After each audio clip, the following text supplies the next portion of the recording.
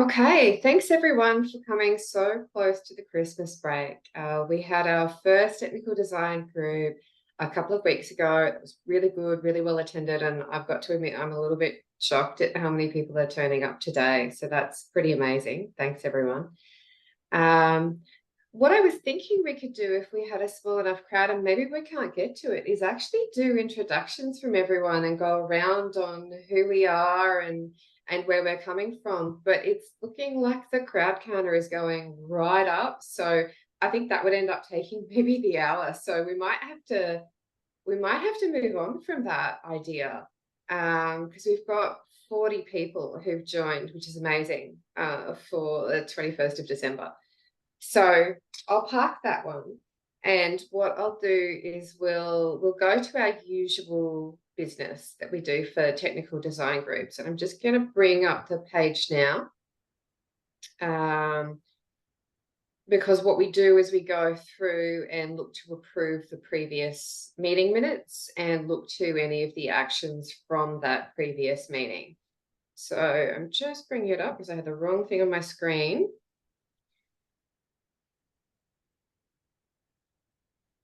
Here we go, and we'll talk about what the agenda is today. Okay. Share.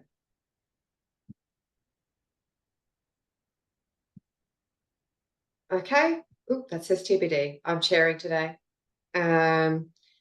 So looking through the agenda today, we want to approve the minutes of the previous meeting and talk about our terms of reference, where we posed to the group at the previous meeting that they were there and they were there in draft, and looking to see if there was any feedback through that. I'm also happy to talk about questions through it today. And then we're going to go through and talk about in the eRequesting, getting to the actual content, which we didn't really get to do in the last meeting, and start talking about our scope, problem space, use cases. And if we get to it, we want to start having some conversations around request codes, maybe even getting so far into specimen collection patterns, though I suspect that might be a bit ambitious, and talking about some service request task group pattern. And I'm going to highlight at the end of here what some of the meetings and information sessions are in January, because what we've got teed up is to provide a couple of what we're calling information sessions, where Angus is going to run through fire workflow and fire workflow patterns. And really provide that basis. So if you're coming from a different space that's not fire, so maybe you're coming from V2 or from a different technology and coming in, what do these concepts mean? What are we talking about? How does fire itself treat workflows? What do we need to pay attention to?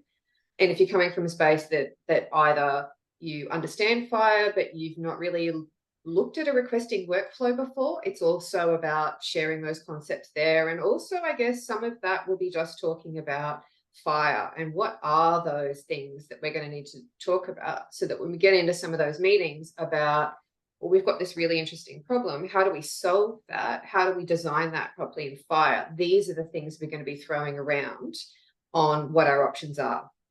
So there's 2 of those in January. I'll run through them at the end on what that schedule is. Hopefully you've already got the invites from Angus in your calendar for January 16th and January 30th. So they're going to be, I guess, really key to help us go forwards with understanding what those fire concepts are. But what we usually start with is approval of minutes of previous meetings. Now, so we've posted those and we've asked for review and feedback. No one has put any comments or suggested that I need to change those minutes. So I want to go through with approval. And this is the first opportunity for this group to go through and approve something, which is what we do in technical design groups.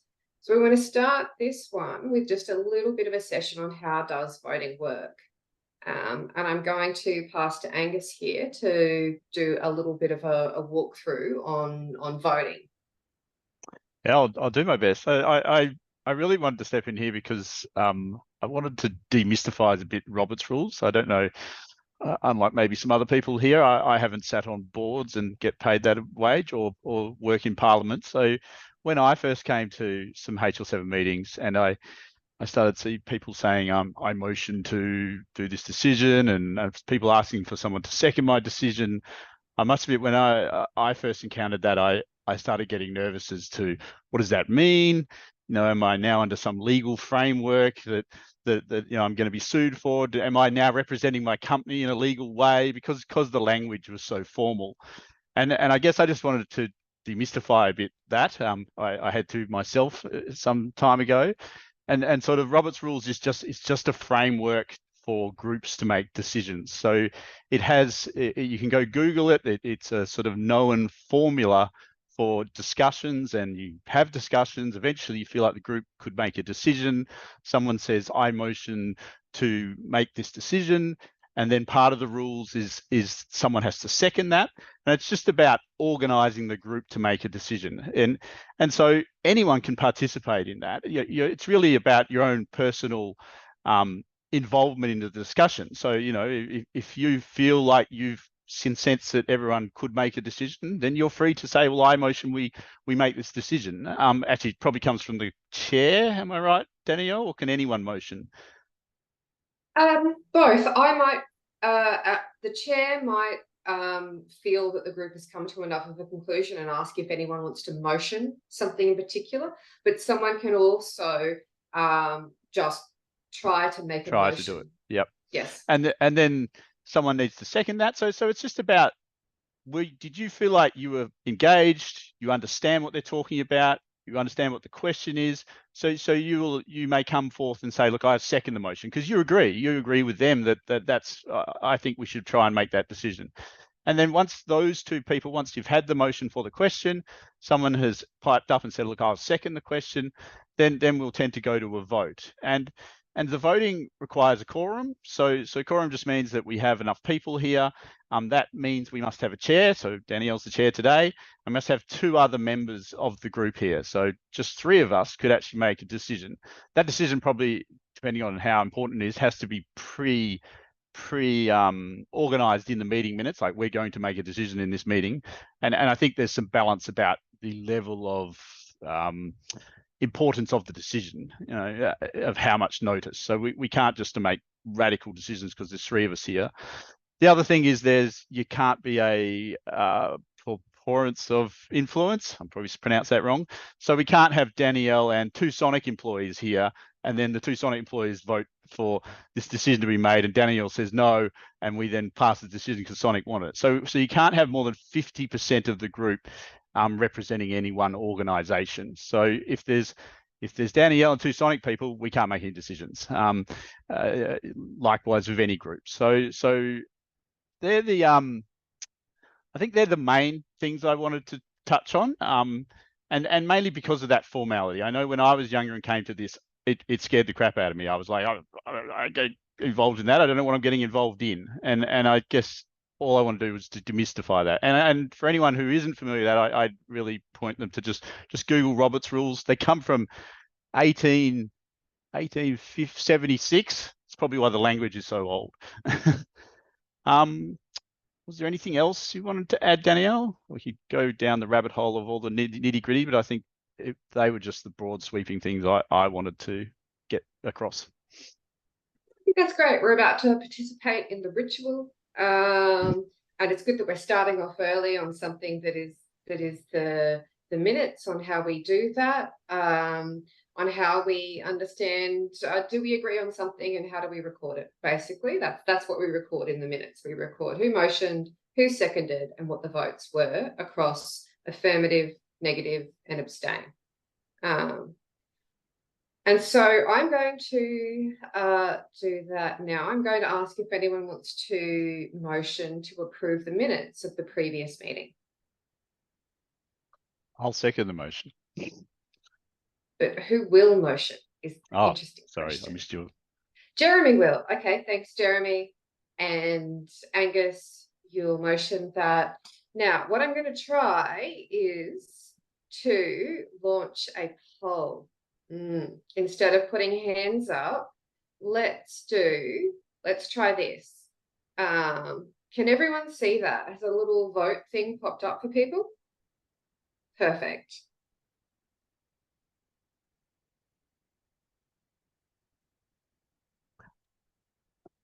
guess you should explain is staying too. So you can be part of the vote, say yes, you can be reject, go no, I disagree, or you can abstain, which just means I don't know if I should be voting. I don't know what you're talking about. I probably shouldn't vote in either way in this. Yep, and we like everyone who's coming along to these to vote, whether you're a technical design group member or not.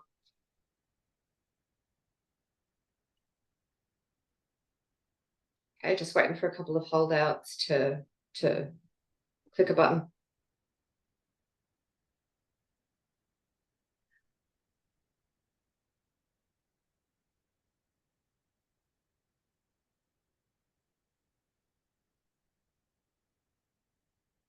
Okay.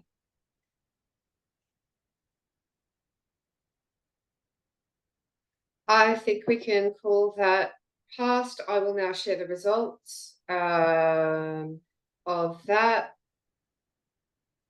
I don't know what that's showing to everyone. This is the first time we're trialing this instead of making people put their hand up using reactions. So can everyone see, like, it's popped up with like how many people voted, and okay, perfect, great.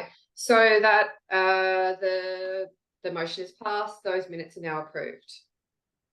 Just another thing we touched on last time is signing in with your company name after your name. So Angus Miller brackets, whatever, wherever you work, just helps with the postulates of interest problem, and also when we record the votes, we want that detail as well. Yep. Okay, so let's get back to, I'll share my screen again. So in terms of the terms of reference, we put the terms of reference there up for feedback, and we actually didn't receive any feedback or any questions on that. So I think I also want to post to the group another one on if we can approve these now, or if someone has feedback. And I also want to do that. I'll just check the chat. Okay. And try and do this through another poll, start getting people engaged. So let me go to polls.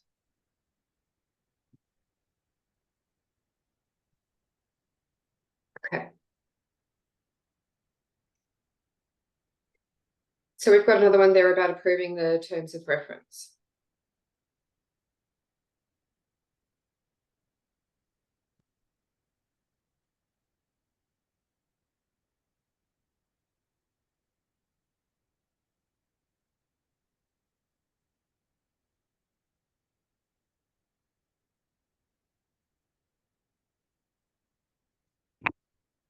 That's good. That's getting a faster response. We're getting people coming through. It's about 80% of people have voted. So there's still maybe 10 people who haven't clicked something yet on either abstaining or approving, or if you have feedback you want to provide.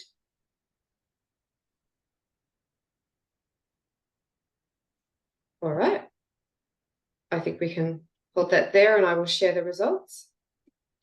So that looks like our terms of reference have been approved. We've met the quorum for decision making. No one's gone negative. No one has identified they have feedback that they've missed out on providing over that window of the last 2 weeks, and no one has said no. So we have our terms of reference in place. We will look at these yearly, by the way. We'll come back again in the next year and have a look at that terms of reference and if that needs to be adjusted. And if you have any questions, you are free to post those on the pages or email the co-chairs. Okay. So let's get out of our usual business then and into talking about eRequesting. So we left it last week at starting to talk about kicking off with talking about use cases and talking about the problem space as being the priorities from things that we wanted to drive and have a discussion around. I know Andy has been building out some materials, and a couple of people have added to that on the Confluence space.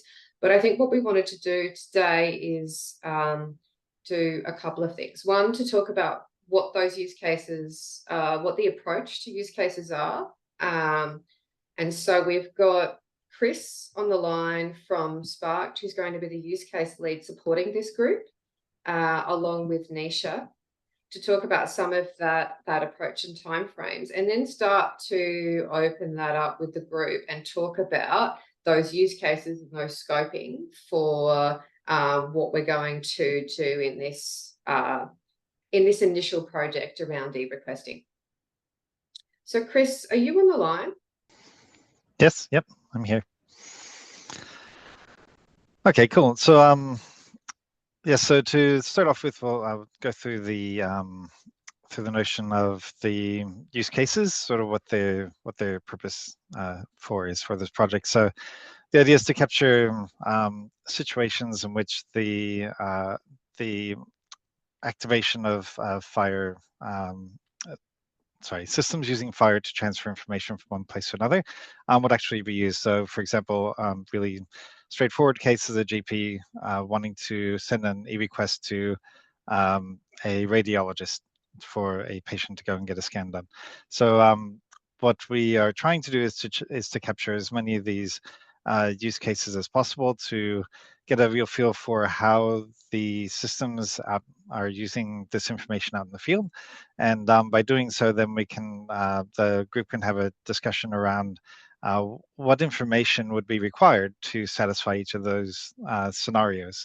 And in doing so, then you can then see where there is coverage already in terms of what the specification is going to be, and areas where there'll be lots of areas where there's discussion around, is this other piece of information required or not in these situations. And at the end of it, then we should be sure that we can cover the majority of the real world situations that we'll be using the information. So now there's two sets of use cases that we're putting together for the Sparked initiative. One is there's the clinical use cases and the technical use cases. So the primary difference between them is the technical use cases will be delving into a lot of detail around how it is that the more specific situations around where systems will talk to each other, whereas clinical ones is a higher level view of these people want to share information with those people, and here's some a rough guideline around the information that will be transferred.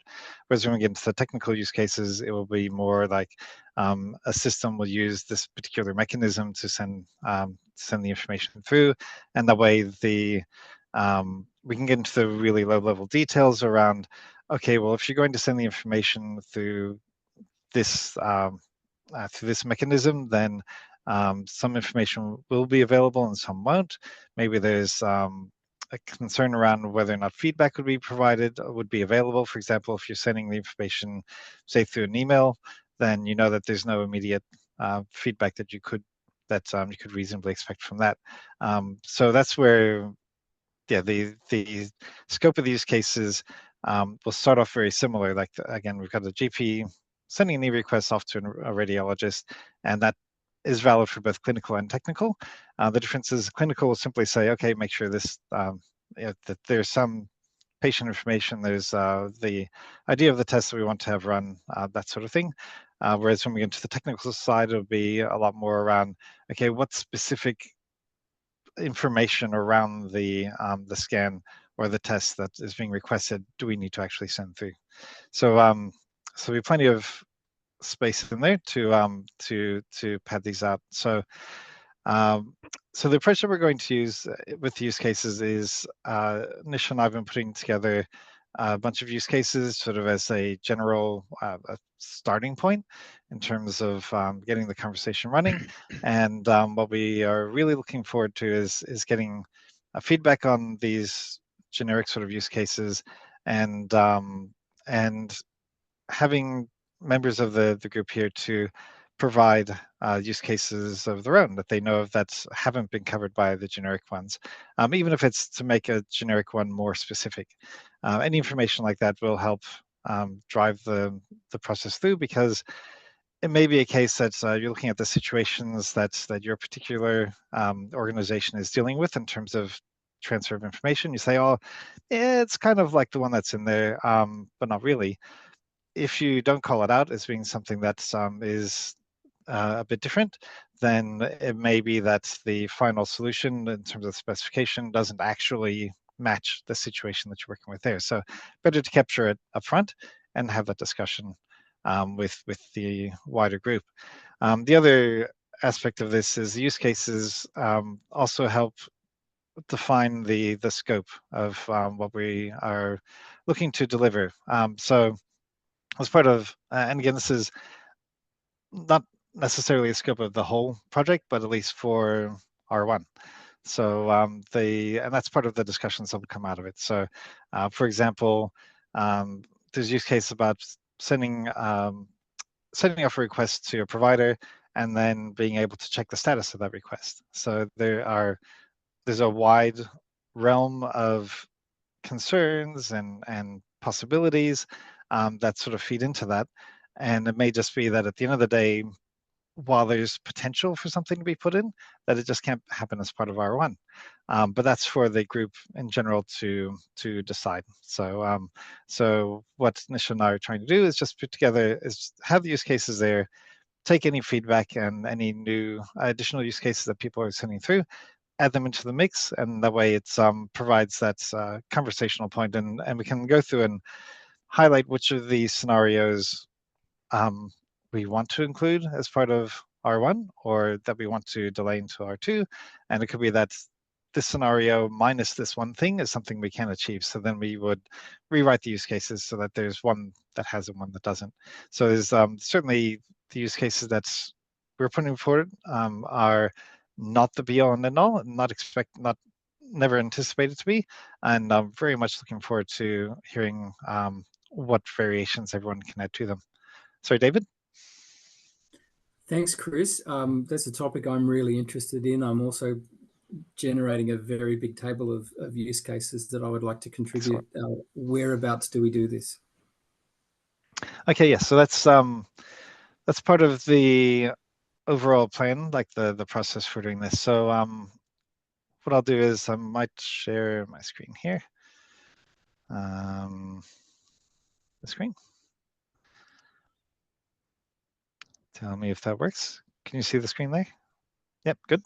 Okay, so the idea is that there's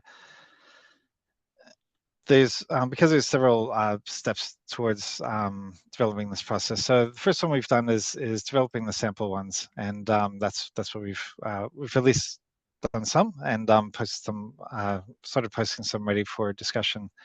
We're looking for a review of these just to make sure that the scope of them is scope that we've sort of targeted is at the correct level for the discussions that we want to have in this space. So that should happen very quickly. I'll be surprised if we don't get that resolved today. And then publishing them into a Confluence page that everyone has access to. So from this point, it's once it's in the Confluence space, there's a bit of discussion, and I'm happy to have that discussion as part of the wider group as to the approach we want to have here.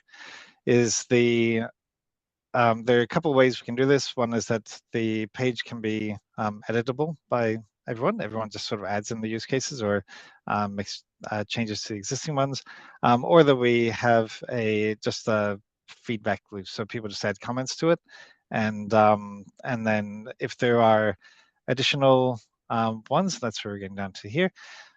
So you can either provide feedback on existing ones or add to them, and or that we send them all through a channel, and then Anish and I will pull those together and add them into the list, which I think is likely the approach that we'll end up using. That's part of further discussions that we're having today to nail down that part. So in the short term, certainly they can be emailed through, and I'll turn to Danielle as far as which email address that should be. Oh, I think yours is fine. Okay. So yep, maybe when we can do that. when you're ready to receive that, send out an email on so we have a mailing list for this group, and let them know. I guess let them know how to engage. Yes. Yep.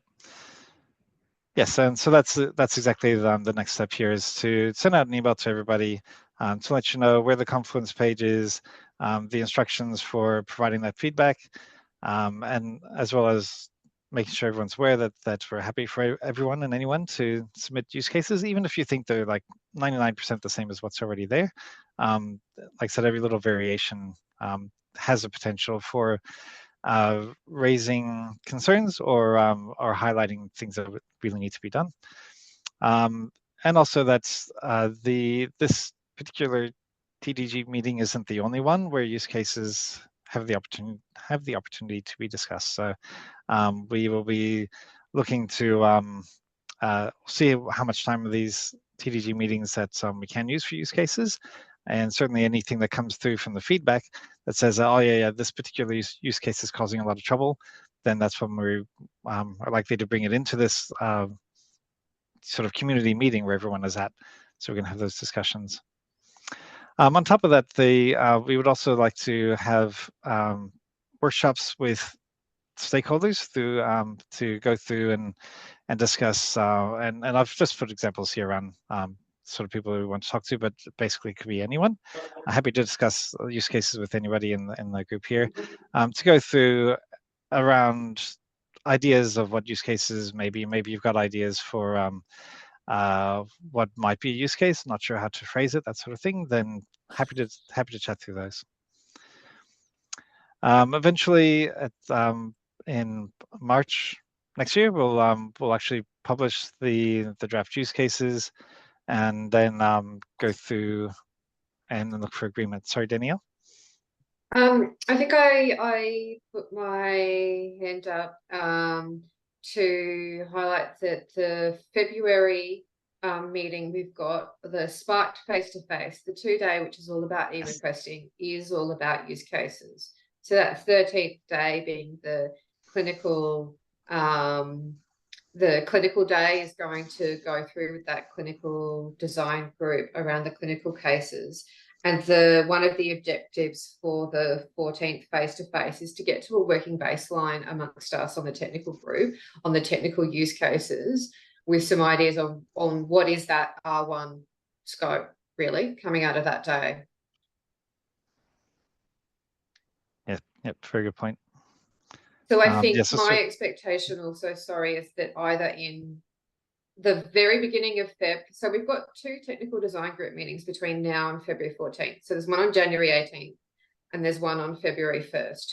And I think one of those should be about and go through what that material that we've got to that stage is in preparation for coming into that day, and discussion and refinement through the online meeting with the technical design group. It's going to be one of those 2 days.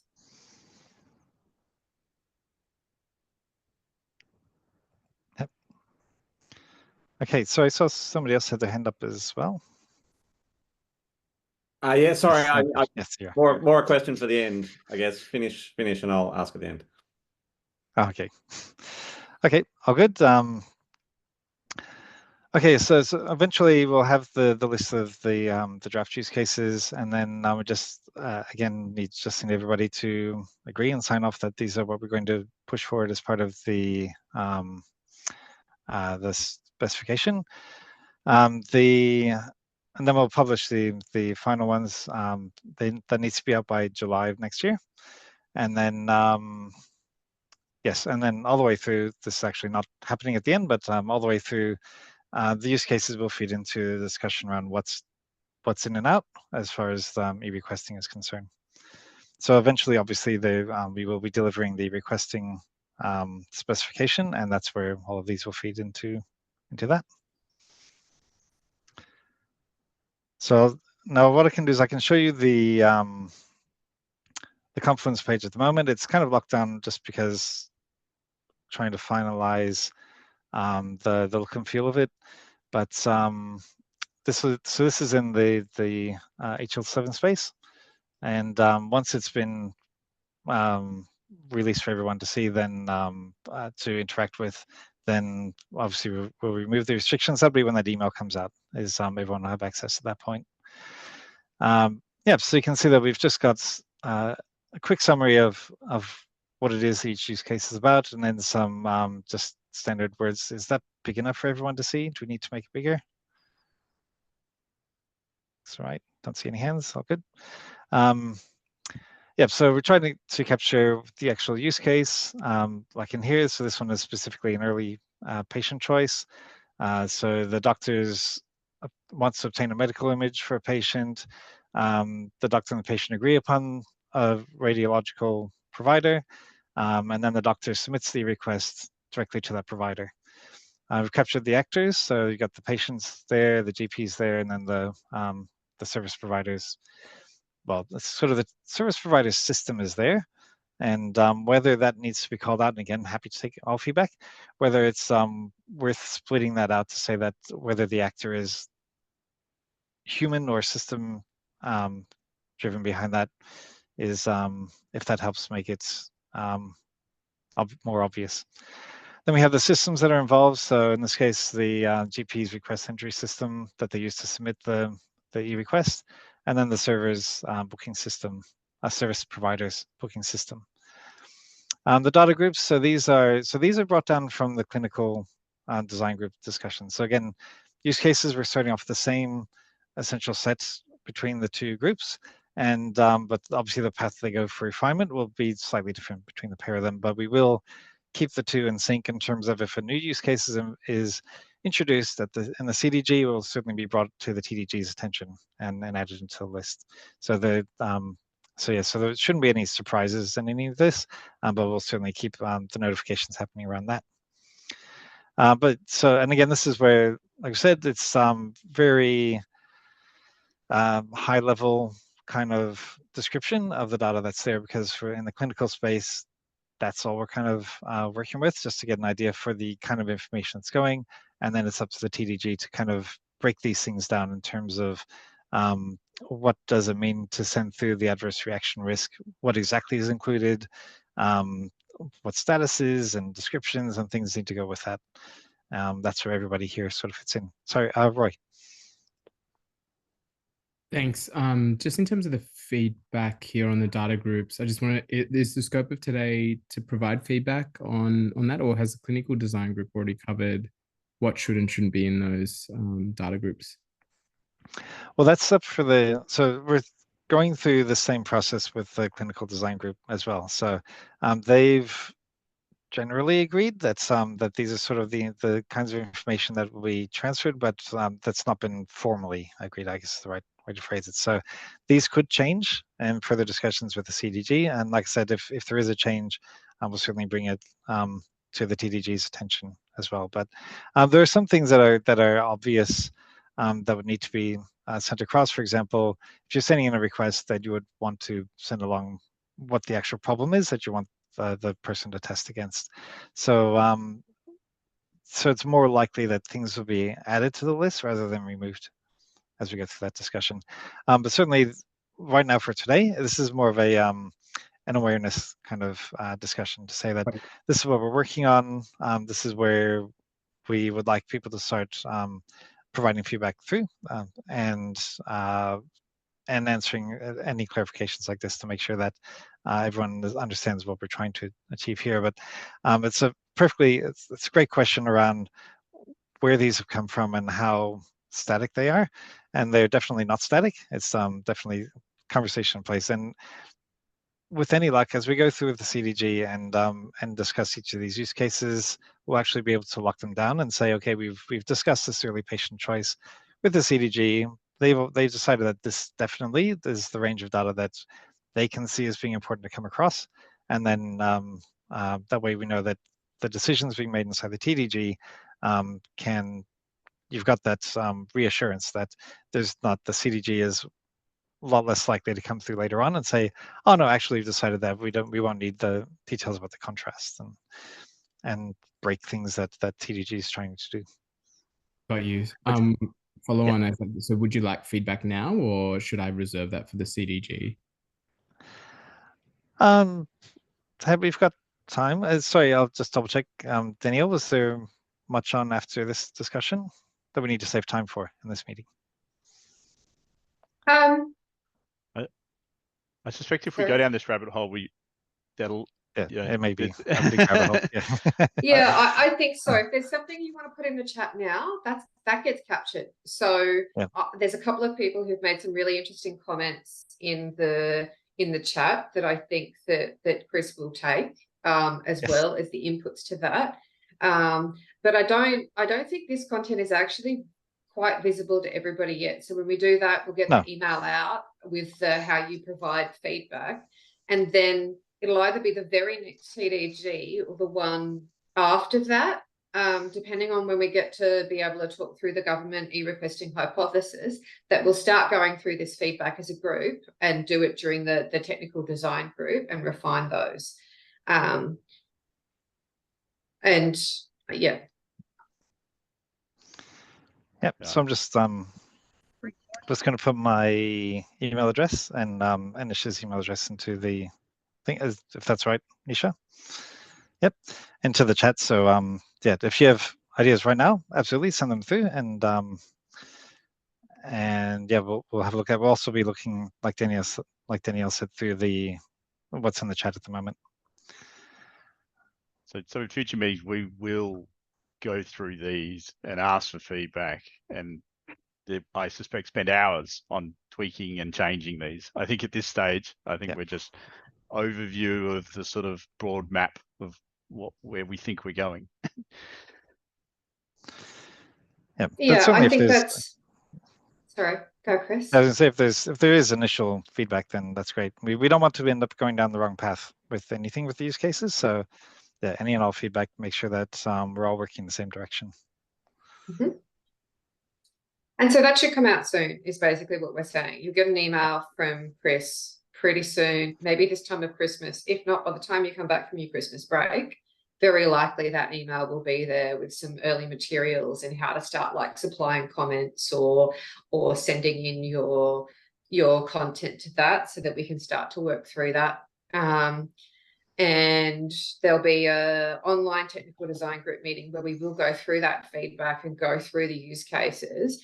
And then the goal to get something kind of stable we all agree on, if we can achieve it, is the February face-to-face, both for the clinical design group to do that and the following day being the technical design group to do that. That's what we're aiming for.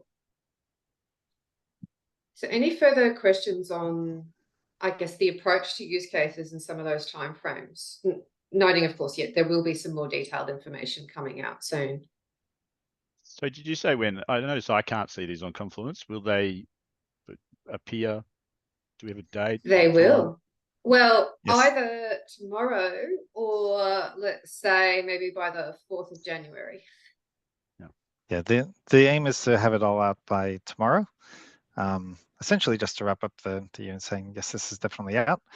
But yeah, there should be no reason not to. But yeah, we'll see how the internal chats go with this. Once they are published, so will we be able to comment down the bottom? Yep, and we'll cover it in meetings as well. So. Yep. So. Yep. Yeah, we'll make sure we have some instructions there on how to do that and how you can comment in line as well as comment down the bottom. I'm just getting distracted by all the really interesting comments on what the actual use cases are, and I'll get sucked down to the rabbit hole. Okay. But yeah, so that will come out on how you can do that, how you can supply your own material, who to email, how to provide comments in line or comments down the bottom and attach that material. And that's going to be as soon as we can do that. So yeah. And it will be open to everyone. I mean, through the technical design group forums, we will be going through that. But people don't have to be part of a technical design group in order to come along to those meetings. So also, if you think there's something that people should be commenting on, please forward that link to them. They will need, in order to interact fully with the Confluence pages, they'll need a HL7 account, which is free. You just have to sign up so that, again, as part of the open standards process, we can track where the feedback is coming from and how we can get in touch with them if we want to follow up anything. I think that's about that for the use case approach. Any other questions, I guess, on approach before we look at something else in our list? All right.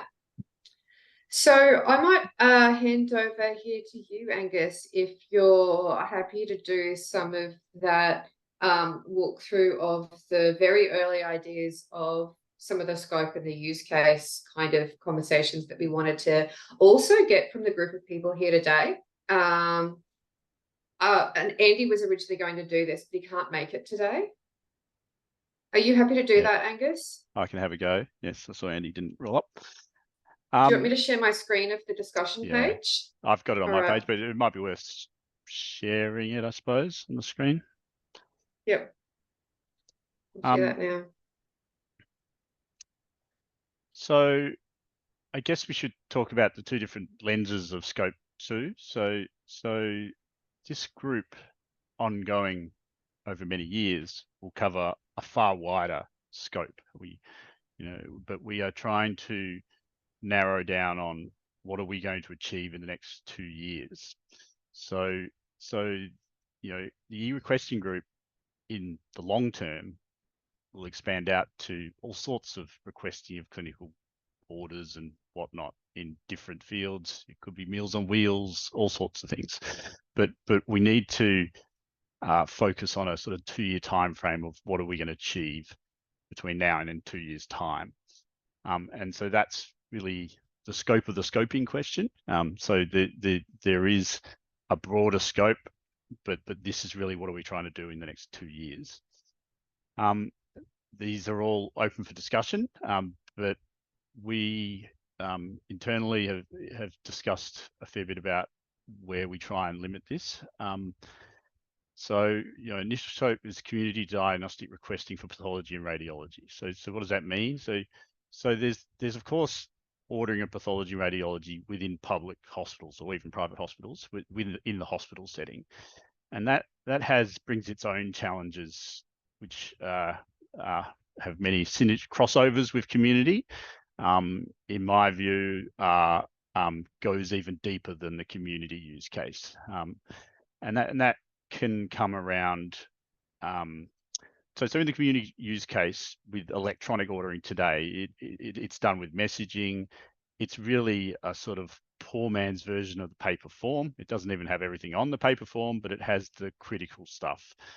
And what it doesn't consider in the community setting is the ingrained workflow of specimen collection. So community requesting today is very much, here's the data, here's the request.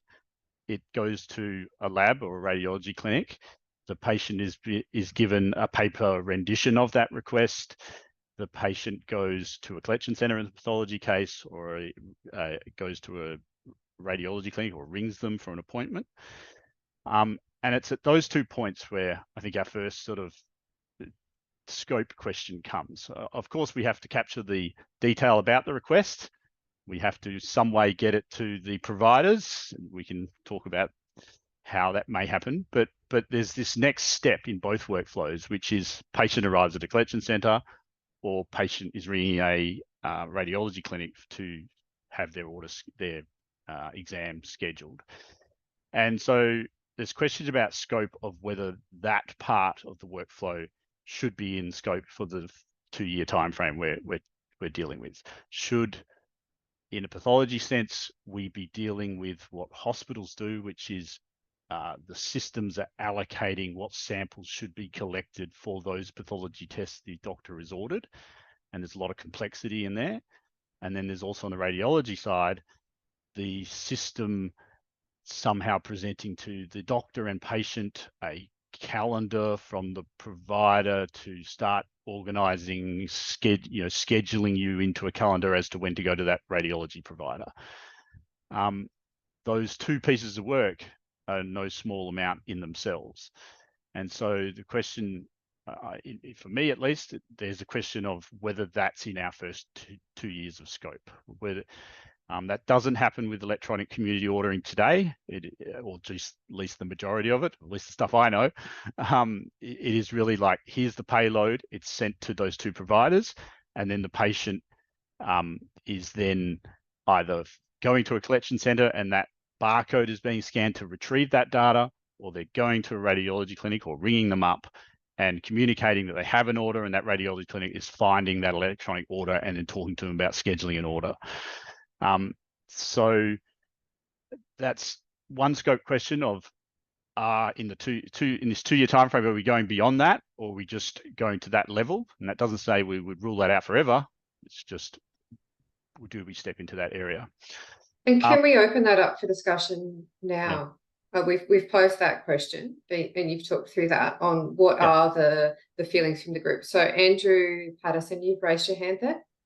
Yes, I included the specimen collection section, but I put that in not with the intention that it would actually be in scope. I think it's out of scope. It takes the thing too far out of the 2-year time frame. I just wanted to make sure that they were thought about, for the sense that we can't do something that is incompatible with the future patterns that might occur in that space. And so I just wanted to bring them up and have them in the discussion forum. But I think, from my perspective, these are more exotic genomics, patient doing their own saliva kits and things like that. And I think there's no need to standardize on those at the current point in time. Yeah, it's a very good point, that just because we need to talk about these things and we need to consider them. So both things we've just talked about, it's not they're out of scope forever. So that we need to make sure we're creating pathways for that capability. It's just whether we are going to really achieve it in the 2 years. Heath? I guess one of the items with some of the work that I've done elsewhere is a specimen collection date. So if there is no specimen collection center, and it is actually taken at the point of care, then at least a date probably needs to be captured. So that there is no place in the request, I guess, for that, as far as I interpret.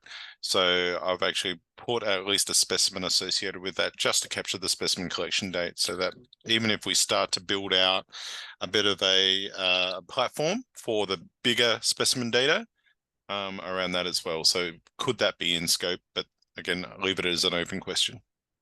Yeah, it can also arrive with the specimens themselves. Usually have the specimen date collected on them. But I agree, people write it on the form as well. David?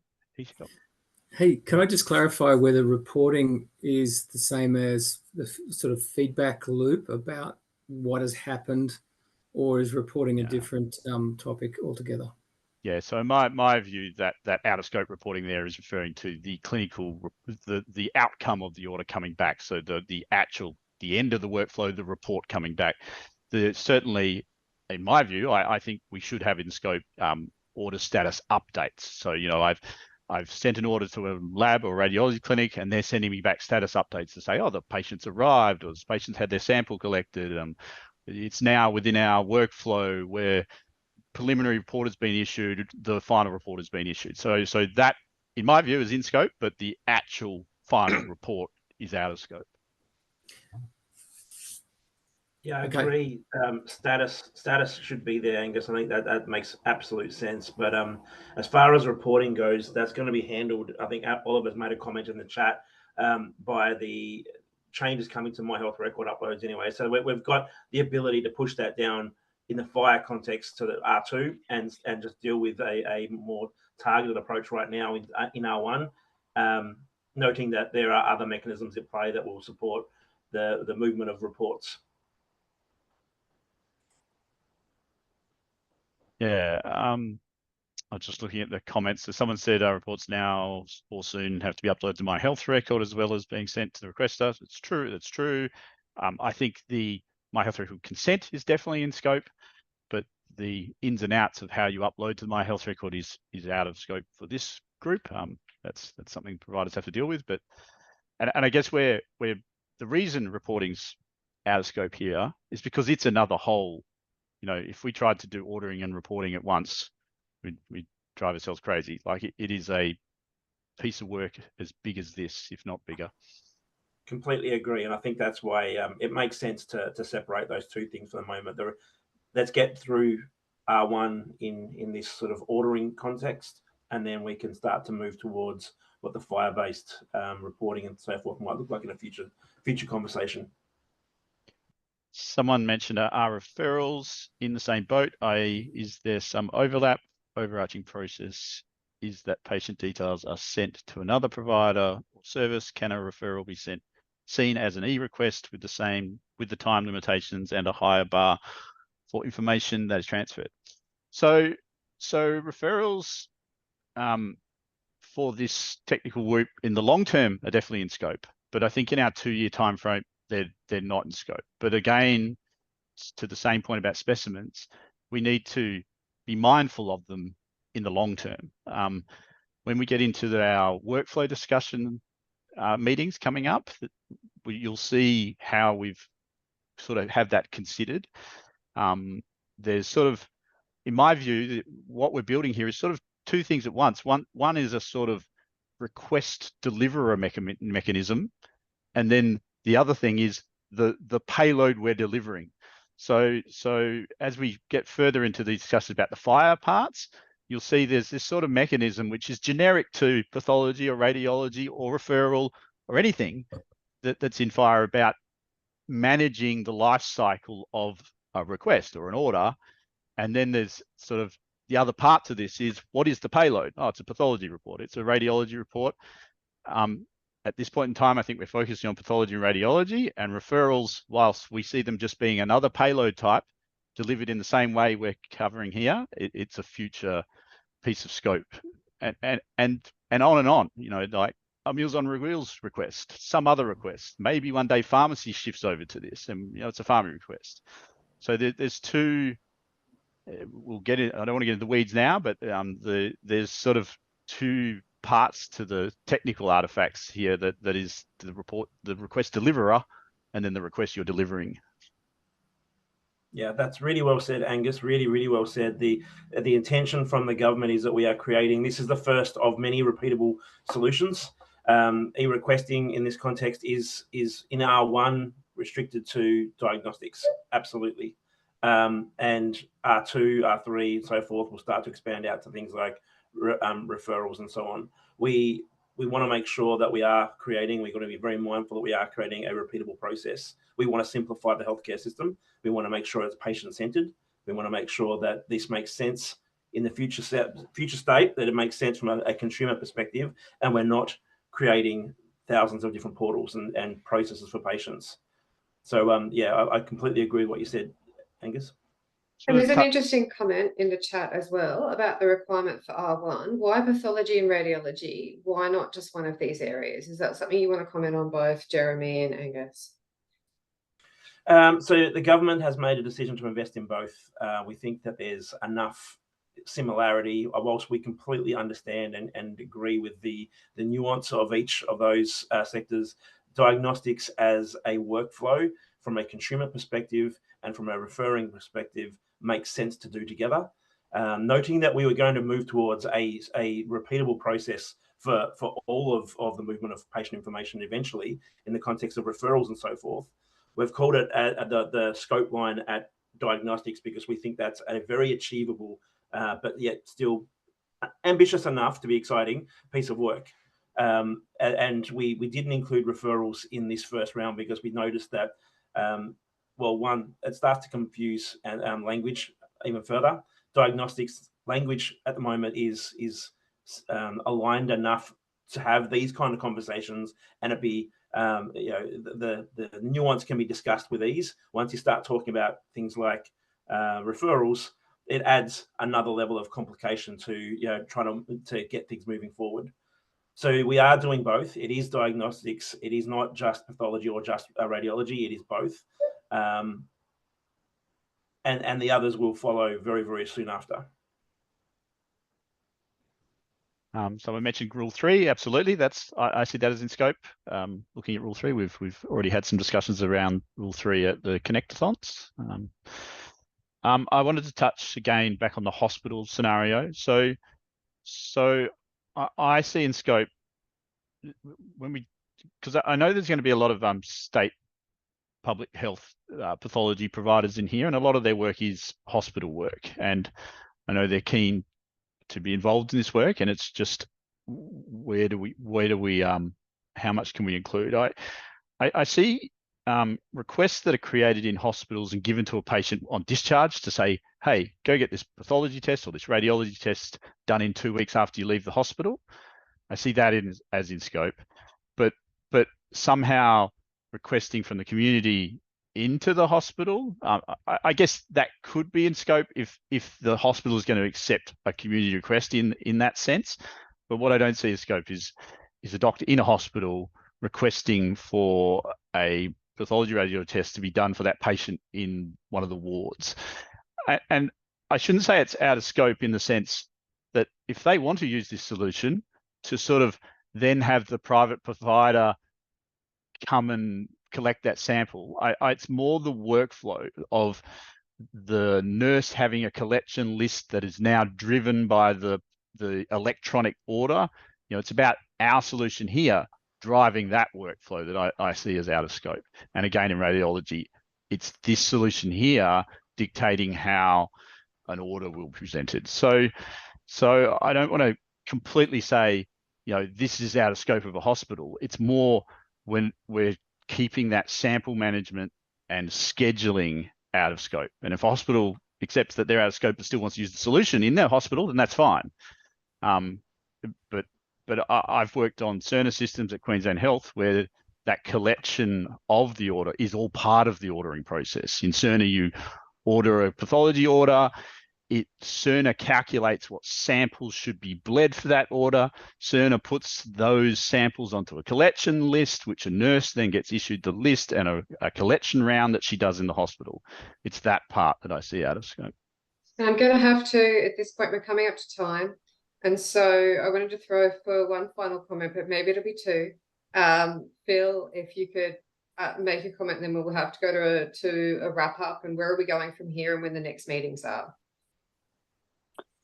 Yep, happy to do that. It'll be a quick one. I think my thought process for the hospital side was more for the outpatient clinics, like specialty clinics, where they may still need pathology and radiology tests done. And depending on where those clinics are or the patient choice, they might not do it on site at that hospital. They may go to a private pathology or radiology provider and then have those results pushed back. So that's where I was thinking about with the hospital workflow over maybe, an ED or an inpatient kind of stay. Absolutely, Philip. And I see that is in our scope. That's what I just wanted to clarify. It's not hospitals are out of scope. It's more the workflows, those extra workflows. Okay, agreed. Jeremy playing some music. Right. Maybe Barty then. Sorry, I just had another call come through at the same time.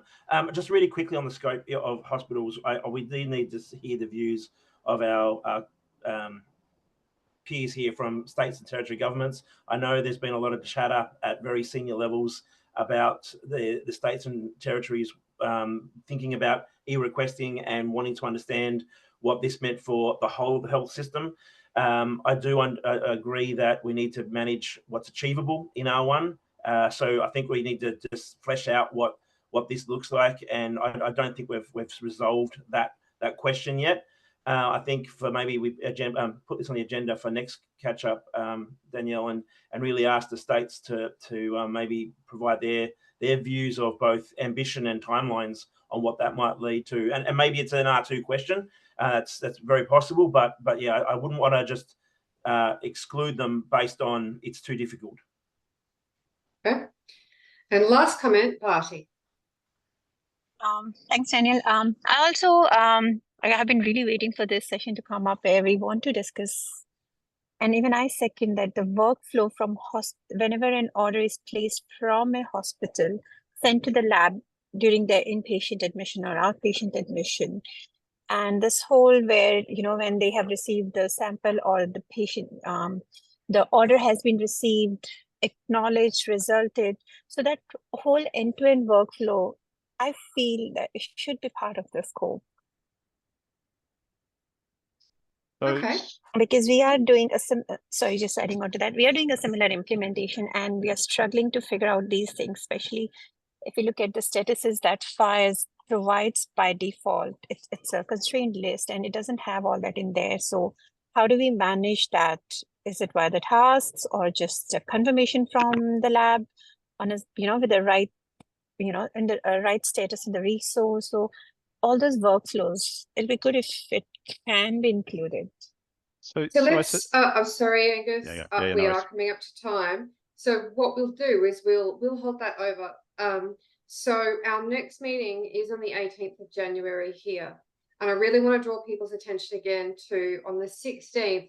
Oh, and I warn you, these times are my calendar. So if you've joined up to the technical design group, you'll have a welcome email, which will give you all sorts of good things and tell you how to find this calendar and to get an account to see it, which is maintained on where the Zoom links are and what time they are. And it will go according to your time zone. You need to set that. So I'm in Brisbane. So for people in Sydney, Melbourne, Canberra, or Adelaide, or Perth, these times won't represent what it looks like for you. So the 16th of January, we're kicking off with that workflow information session from Angus. That'll be in your calendar if you've already signed up to the list. If you haven't, we'll forward that to you when you do sign up so you can participate. Our next meeting being the 18th, we're going to keep going now. We're going to go into scope. So I guess this is that call. We'll send out an email about that page where we're starting to talk about scoping. And we want to do some prep and bring in the questions so we can have that discussion. And Jeremy, I will look to you to get the states involved here to come and bring into that discussion on what does that look like and where are we going with scoping. Barty, do you have your hand up again? Is that, or did you not put it down? I'd just say to that last question. Sorry, I just put it down.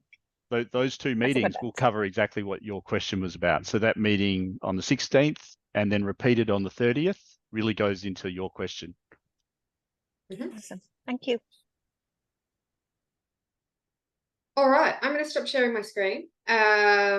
And I think unless there are any final comments, we'll hold it there. And I look forward to seeing you in the new year. We'll send out all the links and information. We'll start having that use case material available.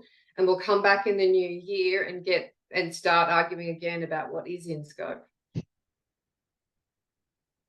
Perfect. Thanks, everyone. Really appreciate you turning up at the end of December. Thank you, everyone. Bye. Thanks all. Thanks, Danielle.